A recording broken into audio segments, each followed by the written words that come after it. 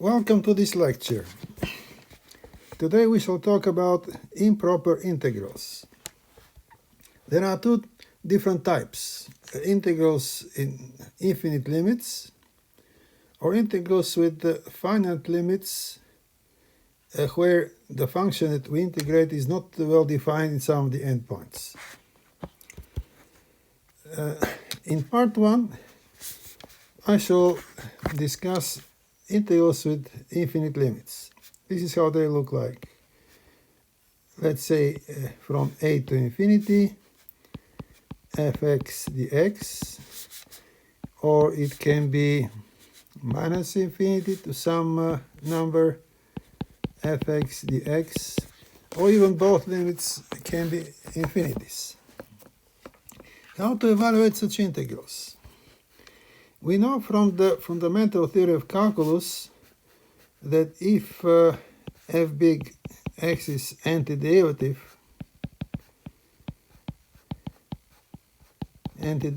of the small f,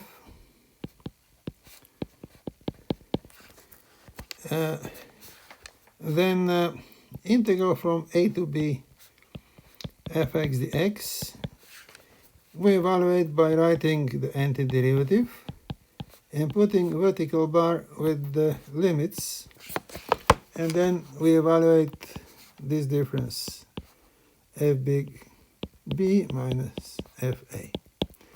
This is what the fundamental theorem of calculus part 2 tells you to do. What if we have infinite limits? We do practically the same thing. If you take integral from a to infinity, fx dx, and f big is antiderivative, so we write this antiderivative like that. Put the vertical bar from a to infinity, and mimicking the above formula, I can write f big infinity minus f big a. Infinity, however, is not a number, so we have to explain what is f of infinity. F infinity is evaluated in terms of limits. So this will be limit f big x when x grows to infinity minus f of a. F of a is just a number, a is a finite number, and the limit that appears here can exist or it may exist, may not exist. So when the limit exists and provides a number, the integral is called convergent. And when the limit does not exist, the integral is called divergent, and there is no number corresponding to the divergent integral. So when limit exists, we will have difference of two numbers, and this is the value of the integral. The integral is called convergent. And when the limit does not exist,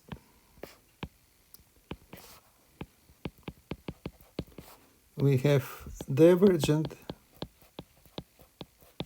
integral. If we establish that the integral is divergent, we just stop, we don't assign a number to it. And now we shall discuss different examples. Look at this example. Integral from 1 to infinity, 1 over x squared dx. It's easy to find here antiderivative.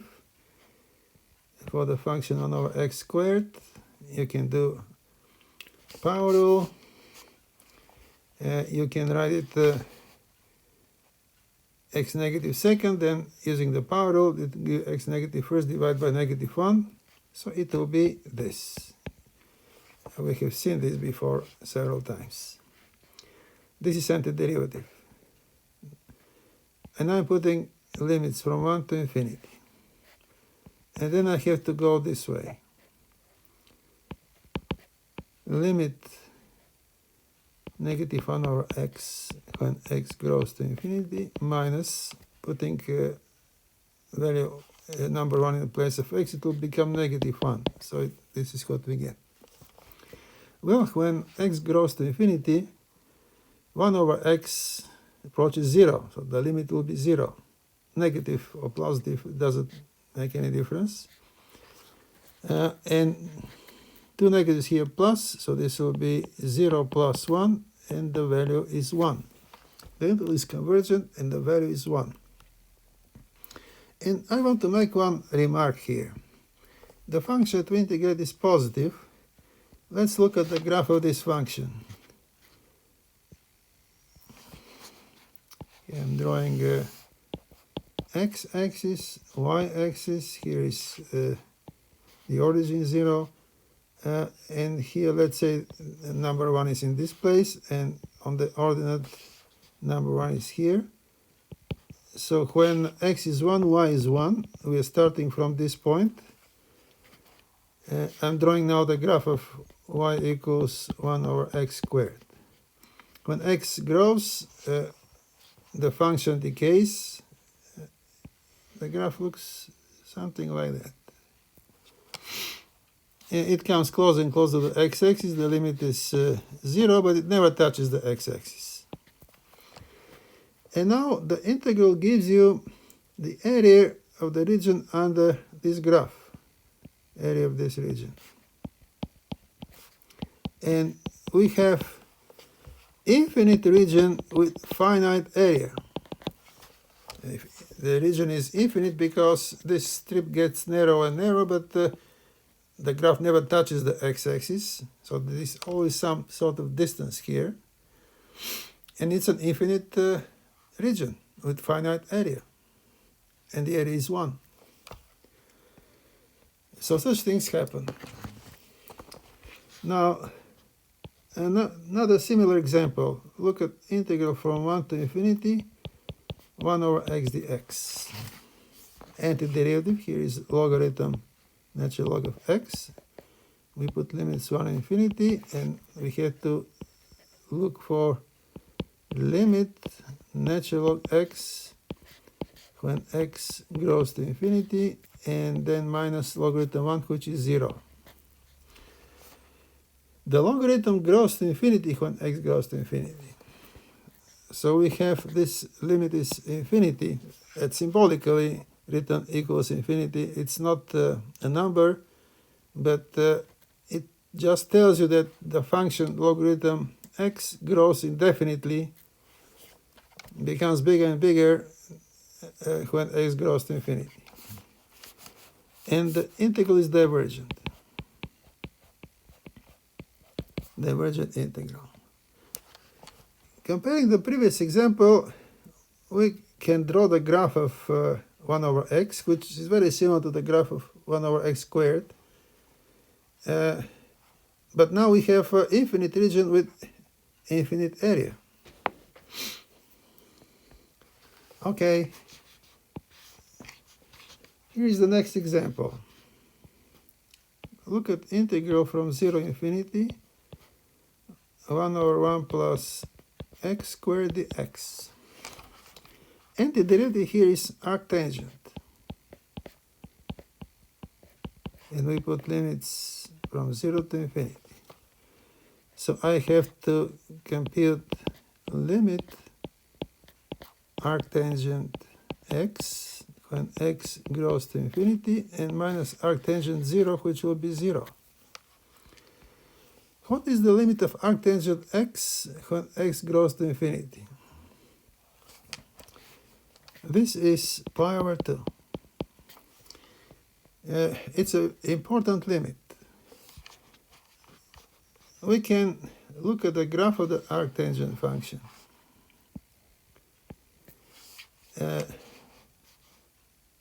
The values move between pi over 2 and negative pi over 2. Two horizontal lines which are asymptotes, and the arctangent looks like that. So when x goes to infinity, the value of arctangent approaches pi over 2. At negative infinity, the value approaches negative pi over 2. Let's write these two important limits. Again, limit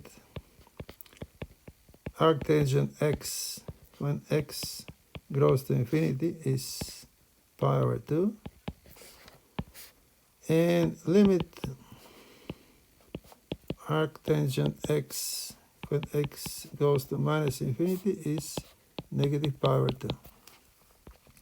I can also draw a diagram here like this. We have interval negative pi over 2 and pi over 2. And we have negative infinity plus infinity. I think that this is representing a number line, it's a short number line. The tangent brings pi over 2 to plus infinity, and negative pi over 2 to negative infinity. In terms of limits, x approaches pi over 2, tangent x approaches plus infinity. The inverse tangent, arctangent, brings back plus infinity to pi over 2 and brings negative infinity to negative pi over 2. Such a diagram. The tangent is 1 to 1 in the interval negative pi over 2 open, and maps it, represents the images, the range is the entire number line from minus to plus infinity. This is the tangent. The inverse tangent does the opposite. It brings the entire number line to the interval negative pi over 2 pi over 2. Because these things are very important, the limits of the arctangent are very important, I spent here about 5 minutes to remind you this. Continuing with examples for improper integrals. Here is my next example. Evaluate integral from 0 to infinity, 1 over 2x plus 3 squared dx. On this example, I want to show you that we can make substitution in improper integrals. Here, obvious substitution is to set u equals 2x plus 3, replacing this expression. So du will be 2 times the x, and then the x will be 1/2 du. About the limits, when x equals 0, u equals 3. So the lower limit goes to 3. When x equals infinity, I should say when x grows to infinity, but symbolic, I'll put it this way, then u is also infinity.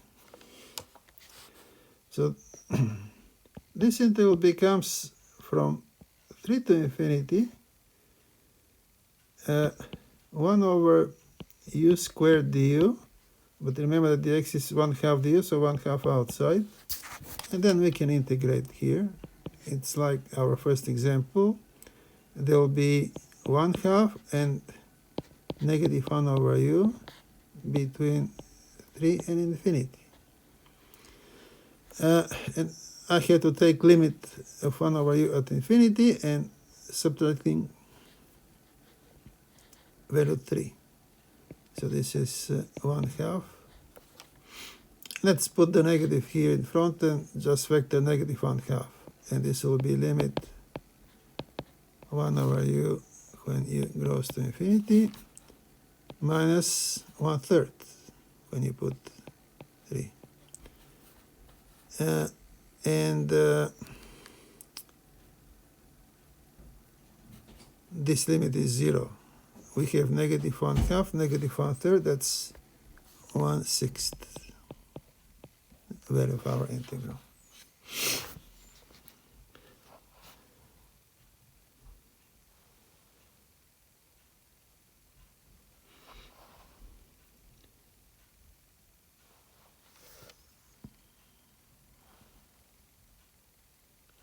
Okay. Moving further, let's look at this integral. 0 infinity 1 over 4th root 1 plus t dt. Variable written t here. Again, substitution is appropriate. U will be 1 plus t. Du is dt. When t equals 0, u equals 1. And when t equals infinity, when t grows to infinity, 1 plus t also grows to infinity, so u will be infinity.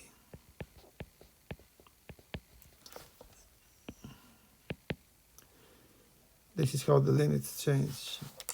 So this integral becomes 1 to infinity, 1 over 4th root of u du.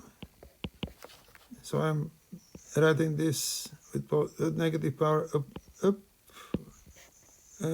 negative 1/4 du. Integrating by the power rule, this will be u adding 1, negative 1 plus 1 will be 3/4, and multiplied by 4/3. Dividing by 3/4 is multiplying by reciprocal, limits 1 to infinity. So I have 4/3, and here I'm writing limit u 3/4 u grows to infinity minus 1. And see what happens here. The limit is infinity. It was a positive power, so we have 4/3 infinity minus 1, which is infinity. If we multiply infinity by 4/3 by positive number, it's plus infinity. Again, I want to repeat, this is symbolic equality. And the integral is divergent. Our integral is divergent. Again, pay attention when you do the substitution. You have to do 3 things. Change the variable, change the differential from dt go to du, and change the limits. We change the limits, we never return to the old variable. Another example. Let's look at integral from 1 to infinity e to the power negative 1 over x, all this divided by x squared dx. To evaluate this integral, again, we have to do a substitution, and it's clear what is the substitution. When you look at the negative 1 over x here, this is what we have to simplify. So I'm setting u equals negative 1 over x. Differentiation, du will be 1 over x squared dx. And 1 over x squared dx is inside our integral. You have dx over x squared here. So this all becomes, let me show you, all this becomes du.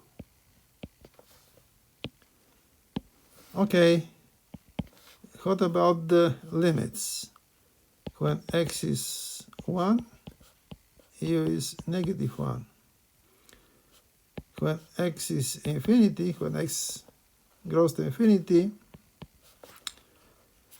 u becomes 0. So the new limits are negative 1, 0. We have e power u du, and that's it, nothing else. Integrating the exponential is simple. You just rewrite it, no coefficients here, and we put limits negative 1, 0, and this is e 0 power minus e negative first power So this is 1 minus 1 over e, the value of our integral. So what is interesting in this example is that after making the substitution, which you see here, the integral becomes integral with finite limits. And such things happen. And in the other direction also, sometimes we can make a substitution with finite limits, proper integral, and get improper integral. Our next example. Let's evaluate integral from 0 to infinity, t exponential minus 5t dt. Now, in this integral, we have exponential and t in the variable. For such integrals, we use integration by parts. We have to apply this technique. And we can do integration by parts with infinite limits in the same way. So I shall remind you the formula. Integral from a to b u v prime dt, I shall write t for variable, equals uv between these limits minus integral u prime v dt. Okay, so I'm taking here u to be t, because I want t to disappear, so u prime will be 1. V prime will be this exponential, and we have to find v by integration, antiderivative. So we rewrite the exponential, and we divide by this coefficient 5. This is v. Okay, now we go to our integral and apply integration by parts. So I'm writing uv. T exponential minus 5t over negative 5, putting limits 0 infinity, and minus integral 0 infinity, u prime v.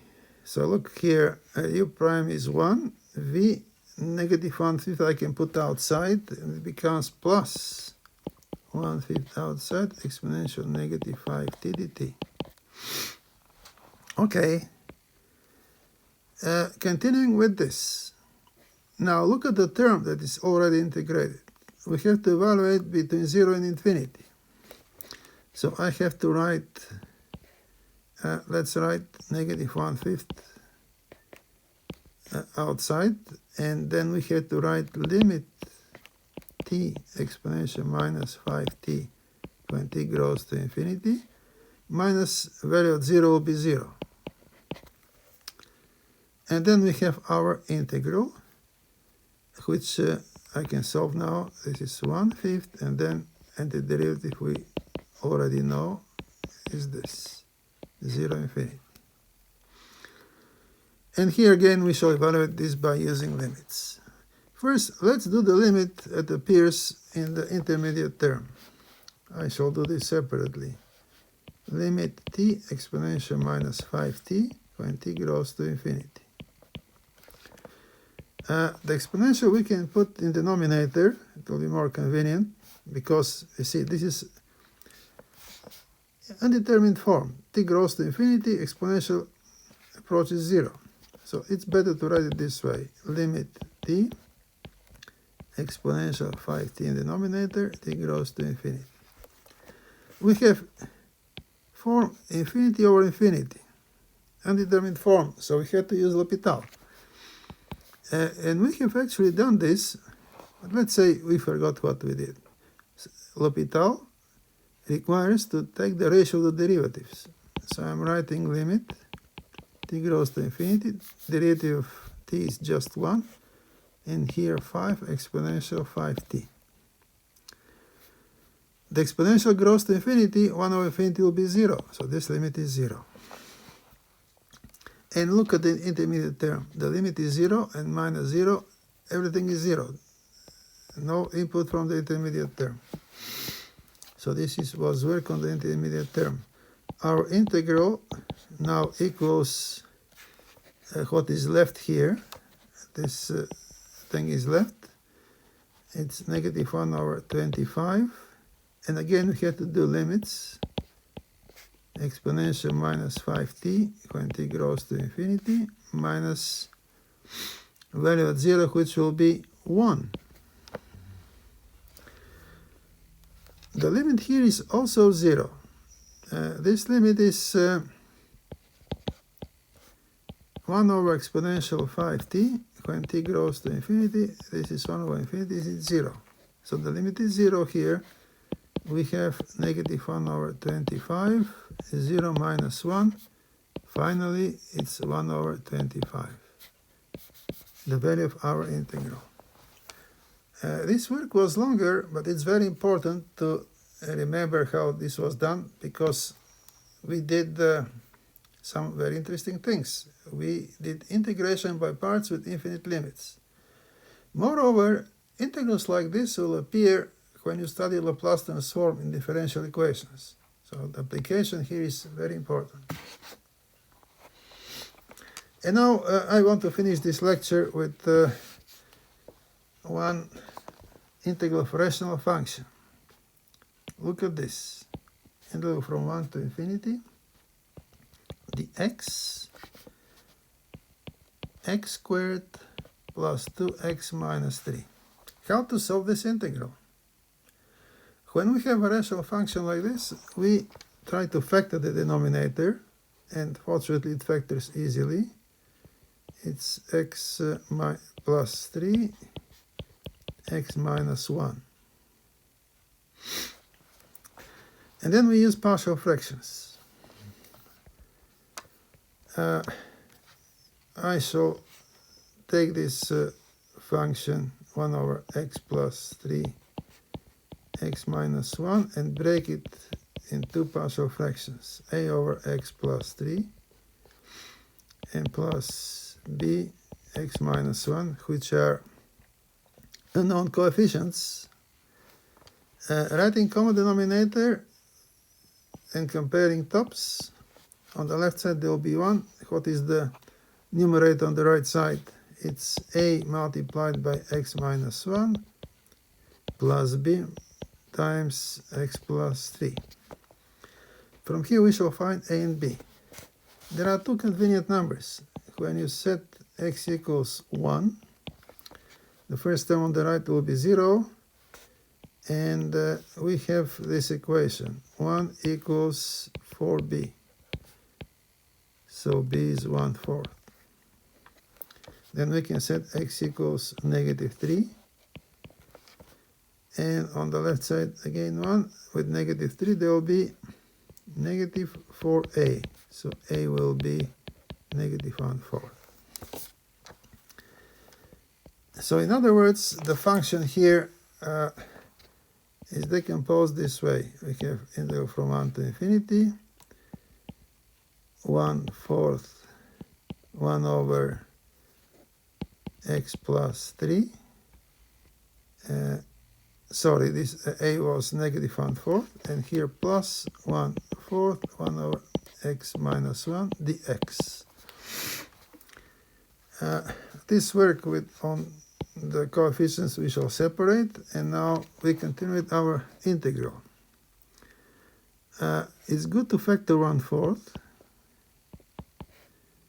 and we have 1 to infinity, and I shall write first the term with plus 1 over x minus 1 minus 1 over x plus 3 dx.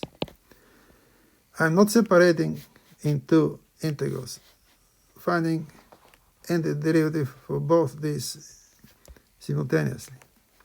So this is 1/4. Integrating, we have two logarithms. Logarithm x minus 1 minus logarithm x plus 3 between 1 and infinity.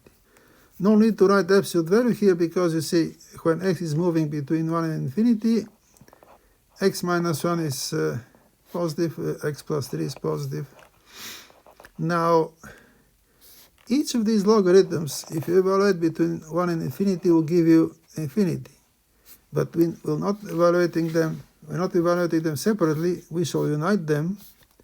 This will be 1/4 natural log x minus 1 over x plus 3.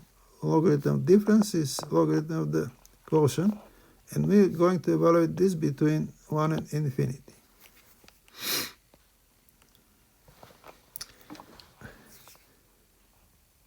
By the way, yes, and here we go.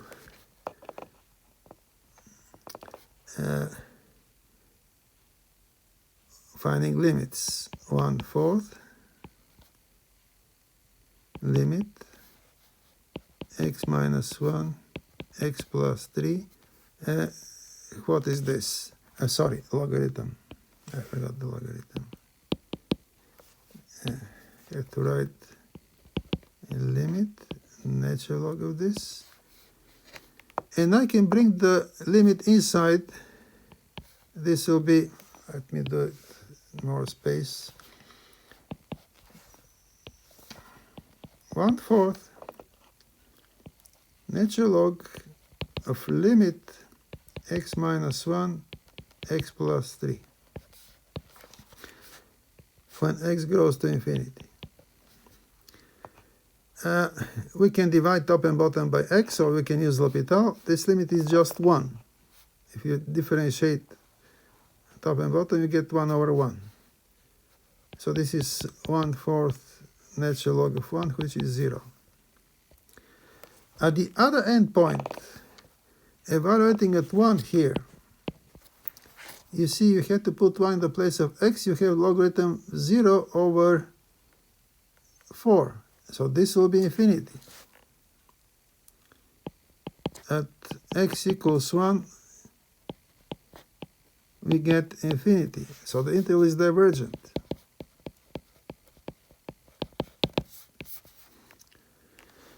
Now, I want to modify this example, change a little bit. Instead of 1 to infinity, I shall take it from 2 to infinity. Same thing. 1 over x squared plus 2x minus 3 dx. Just changing the lower limit. Absolutely the same work. We are coming to